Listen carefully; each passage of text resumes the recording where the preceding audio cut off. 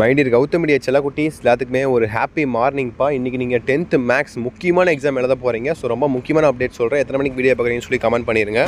ஓகேப்பா, எக்ஸாம் பொறுத்த வரைக்கும் மேக்ஸ் எக்ஸாம் நிறைய பேர் பயந்துட்டு இருப்பீங்க. 100 மார்க் எக்ஸாம் எழுத போகிறீங்க. ஃபஸ்ட்டு பாஸ் பண்ணுறதுக்கும் சரி, சென்டம் அடிக்கிறதுக்கும் சரி, நீங்கள் முக்கியமாக பண்ண வேண்டிய விஷயங்கள் 1 மார்க்கு அந்த 14ல் நீங்கள் கண்டிப்பாக ஒரு 12லேருந்து 13 கிராக் பண்ணியே ஆகணும். ஓகேவா, புக் பேக் தான் உங்களுக்கு மேக்ஸிமம் 12 கேட்டுருவாங்க, 2 தான் உங்களுக்கு இன்டீரியர் கேட்பாங்க.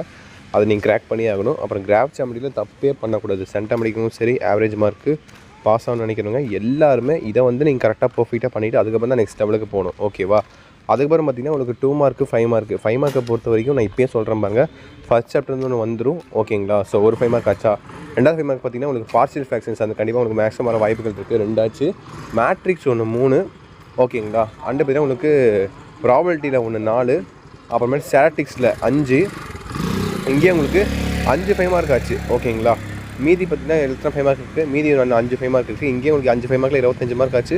அங்கே ஒரு 30 மார்க். இங்கேயே உங்களுக்கு எத்தனை மார்க் ஆச்சு, கிட்டத்தட்ட 55 மார்க் உங்கள் லட்டு மாதிரி உங்கள் கையிலேயே இருக்குது. ஓகேவா, இதை ஃபஸ்ட்டு எல்லாருமே கரெக்டாக பண்ணிடுங்க, பர்ஃபெக்டாக பண்ணிடுங்க. அதுக்கப்புறம் பார்த்தீங்கன்னா நீங்கள் அல்ஜிப்ரா சாப்ட்ரு, டிக்னாமெட்ரி சாப்ட்ரு, அந்த மாதிரி சாப்டர்ஸ்லாம் நீங்கள் பார்க்கலாம். ஓகேங்களா, இன்னும் நிறைய இருக்குது, சிம்பிளாக இருக்குது. இன்னும் உங்களுக்கு லக் இருந்தால் பார்த்திங்கன்னா உங்களுக்கு நிறைய சாப்டர்ஸ்லேருந்து பார்த்தீங்கன்னா 5 மார்க் அதிகமாக கூட கேட்க வாய்ப்புகள் இருக்குது. அதே போல் உங்களுக்கு இன்னொரு 5 மார்க் இருக்குது, டக்குன்னு ஞாபகம் வர மாட்டேங்குது. ஸோ கிட்டத்தட்ட உங்களுக்கு 5லேருந்து 7 5 மார்க் ஈஸியாக அட்டன் பண்ணுற மாதிரி தான் வரும். அந்த 2 5 மார்க் கரெக்டாக எதுன்னு ஞாபகம் வரல. போன பப்ளிக் எக்ஸாமில் நம்ம சொன்ன மாதிரி கிட்டத்தட்ட 7 5 மார்க் வந்துச்சு அசால்ட்டாக. ஓகேங்களா, இப்போ 5 சொல்லிட்டு நான் 2 மட்டும் டக்குன்னு ஞாபகம் வரல. மொத்தம் 7 5 மார்க் அசால்ட்டாக வந்துச்சு. ஸோ கண்டிப்பாக நீங்கள் சம் பார்த்ததுலேருந்து தான் உங்களுக்கு எக்ஸாம்ஸ் கேட்க போகிறாங்க. கண்டிப்பாக ஈஸியாக இருக்கும். So all the best. Exam நல்லபடியாக சூப்பராக எழுதிட்டு வாங்க, பார்த்துக்கலாம்.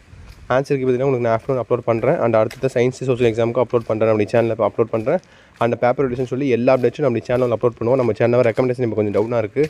ஸோ பார்த்து சப்ஸ்கிரைப் பண்ணிட்டு லைக் பண்ணிட்டு போயிருங்க. இந்த வீடியோ எத்தனை மணிக்கு பார்க்குறீங்கன்னு சொல்லி கமெண்ட் பண்ணிடுங்க. ஸோ தட்ஸ் இட்ப்பா, வீடியோ எண்ட் பண்ணிக்கலாம். ஸோ நல்லபடியாக எக்ஸாம் எழுதிட்டு வாங்க. ஸோ ஆஃப்டர்நூன் சந்திக்கலாம். Bye students, by.